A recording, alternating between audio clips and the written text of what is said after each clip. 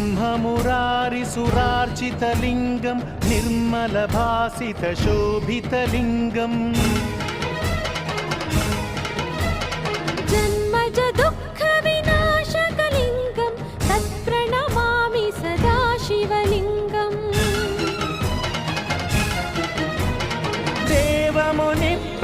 देवमुनिप्रवरार्चितलिङ्गं कामदहनकरुणाकरलिङ्गं रावणदर्पविनाशकलिङ्गं तत्प्रणमामि सदा शिवलिङ्गम्